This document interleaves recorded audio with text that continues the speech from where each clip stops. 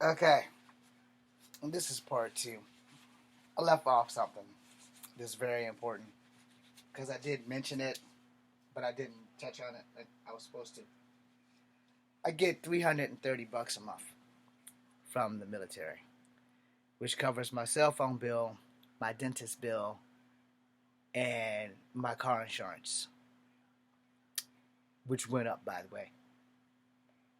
I have to find a way to negotiate that shit every month. I can't move out of my sister's house from what I get from the military. All right? So I'm not completely homeless, but I'm homeless.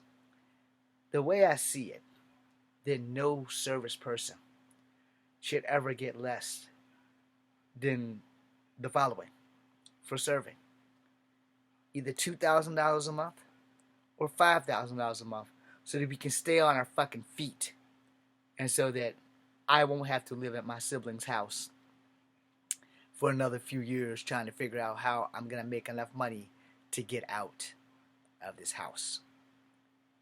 I don't make money from the military. My injury is service connected. I haven't been able to do martial arts for a while because of the weather. I can't do the fancy shit that I used to be able to do because of the injuries to my hip. My other hip, we have been preventing, so I had to cut back from the hardcore wushu to do slow, low range shit. And that sucks that I can't live my dream and be the next Jackie Chan or Bruce Lee or whatever. But the military hip injury has pretty much slowed me down. I could still go with the best of them. I just can't do the shit that I used to do. You can go check Kung Fu Havoc #1 to see how I used to get down.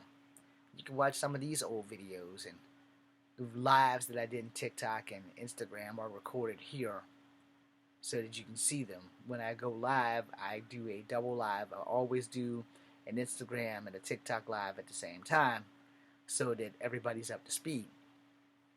Now, the problem is, again, I really can't do much anymore, but I would like to still do acting and fighting. And that Spider-Man film is on this YouTube. It's also on my TikTok. It's also on my Instagram.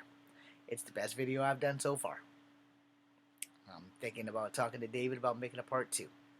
Anyway, moving away from that, the simple fact is really that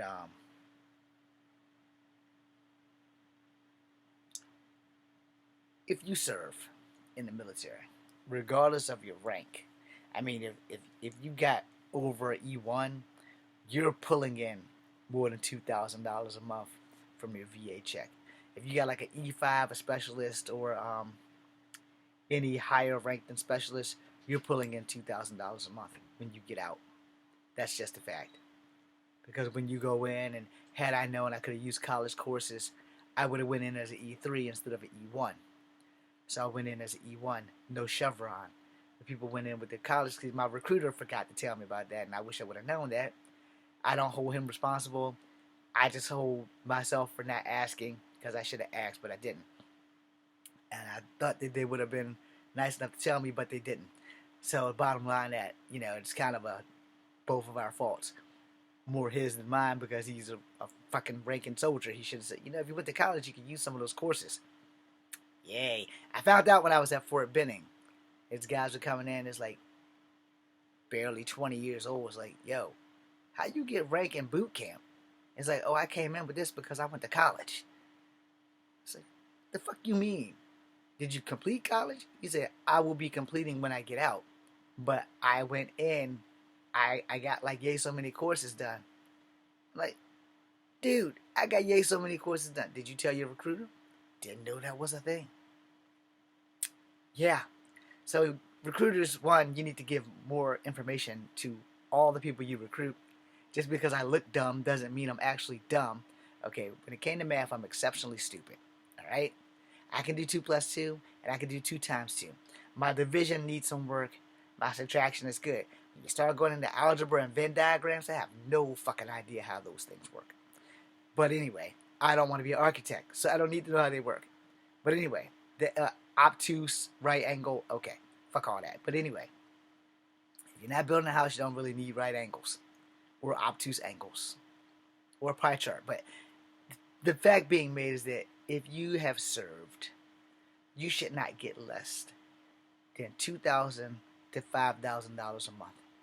And don't say we ain't got it, because many people join to serve because one, they need the money, but they need to get away, and the third thing is they need family, and they need people who love them, who give a fuck. So I'll be open. I joined the military for a conglomerate of reasons. The number one reason is that I joined to die. Alright? I'm honest with you guys. I'll be honest with you some more. I joined to die. Literally, it was my way of committing suicide without committing suicide. Alright? I didn't want infantry, but yeah, there you go. You want to die, get infantry, because you're front line. I joined out of hopes that I would get deployed and die. My girlfriend broke my heart, ripped my soul out with the relationships are no longer, you can't come see me anymore. Relationships are overrated. Let me quote her right. Relationships are overrated, and you can't come see me anymore. Not can we work it out, can we fix it? Nope. None of that shit. Relationships are overrated. You can't come see me anymore. Now, here's the flip to that. Joining the army was the best motherfucking thing that ever happened to me. I found brothers that gave a fuck if I lived or died and was willing to take a hit for me. I also found an asshole from New York in my platoon who I really wanted to throw down some steps. I also found 2 drill sergeants in my first platoon, which was Bravo, that I really wanted to throw down some steps. Now, Drill Sergeant Roberts, great. Drill Sergeant White started off great, but because him and Drill Sergeant Stoltz didn't really like me, because I got hurt, and they power chumped me and made me out to be the biggest bitch, and then they found my videos by my own doing, because Kung Fu Havoc 1 is like, well, if you're so goddamn tough, how did you get hurt? They forgot that I was 37, and that I don't heal the way I used to.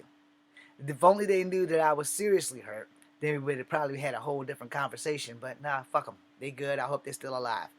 But Drill Sergeant Robinson, I was just younger than him. He was 42, I was 37.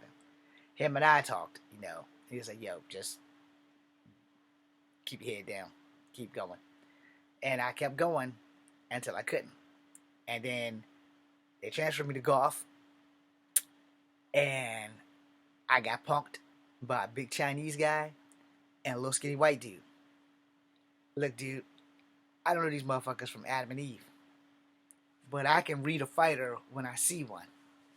Chinese guy probably would have gave me a little bit of problems because, he does Kung Fu. That was Drill Sergeant Walsh. The white dude is just as big as me, if not a little bigger size-wise. But honestly, I don't think this motherfucker could fight his way out of a wet paper bag. I could be wrong, but I know who they couldn't beat because they didn't have the training that I had before I got there, because I've been trained by Green Berets since I was fucking 16 years old. For 2 years, this Green Beret taught me how to kill people with my bare fucking hands. And they kept making me go from square to line, square to line. So I told my drill sergeant that I won't go back over there. He's like, oh, you going back over there? I said, no, because if I go back over there, that whole platoon is done. It's like, you think you're going to kill everybody over there? I said, I know that I'm going to kill that tall-ass drill sergeant Walsh. He's Chinese. And that little scrawny motherfucker. And I'm saying, now, had they said something different than what they said to me, I'd have gladly went over there. But they purposely told me that they were going to fuck with me every day. Every day. And I told my drill sergeant, if I go over there, I'm killing the motherfuckers. And he said, you don't have a gun. I said, and see, that's where you fucked up. You think I need one. So they sent me to the captain. Me and the captain had some words. Captain's a little younger than me. And he's also a martial artist, and he called me all kinds of bitches and cowards and punks and shit. And I said, you might not understand this, sir. I see those martial art pictures. I asked if I could speak frankly. And he said, yeah, speak freely. I said, I've been fighting in the streets before you were born. I've been fighting in the streets before they were born. Anything that you can do in that ring, I've done twice as much in the streets. You being in the ring means there's rules. There is no rules in the streets. It's not going to matter if you were in the army. It's not going to matter when I'm standing over top of you with my foot in your fucking neck. Say, everybody's bigger than me. And everybody thinks they can beat me until the fight happens. So I've beaten people bigger than you and bigger than them on my best and my worst day. If I go back over there, I am going to kill them. And I told y'all before I fucking do it. No brass, no ammo. That's not a problem for me. I am a walking fucking weapon. I've been fighting since I was 6 fucking years old. Chinese guy's roughly 23. The guy, the little small white guy, maybe 30. 35 at best. I'm 37. I've been in more fights than they have. They may have gotten more pussy. They may have more money. But they ain't been in fights because the one thing they don't have that I do have is one, I'm a man of color. And I'm short. I've been bullied all my motherfucking life. I don't have to take that shit. Not from them and not from anyone else. I said the hardest part about being me is keeping my motherfucking hands to myself. So if you send me over there, I promise you, my next stop will be prison. Y'all will be attending 2 funerals. Conversation was over. He sent me to the chaplain. And then eventually I wound up finding my home in Delta. After Delta, everything was going good until somebody fucked up and then we had to go to the tree of woe. And then my leg got fucked up again. Which again, they said it was my knee. It wasn't my knee. So, that led to me getting an honorable discharge because I couldn't shoot worth shit. I couldn't lay on my fucking leg because the shit was excruciating. And then the drill sergeant kicked my legs open because you have the prone position and you have the lay position and you have this position. Well, when he kicked my leg, that didn't help the injury. So, but I love Delta and Delta loved me and I never quit. But I couldn't shoot worth shit. I cried when they sent me home because that was the only family that I had that gave a fuck about me in Delta. I had some family members in Bravo that was tight, though. Shout out to Tobar. Shout out to the 2 Williamses. Shout out to everybody except for the asshole from New York. No. Shout out to Fort Benning, Georgia. Back on topic. If you serve, you should not get less than $2,000. $5,000 max, unless you are over E3, then you should get whatever the hell you earn. But if you're E3 to E1, you shouldn't get any less than $5,000 to $2,000 a month. And that's the most important thing I gotta say that I left off in part 1. Now we're done for today. I'm Echo Fan Grey Wolf. This is Kung Fu Epic number 2. Be seeing you.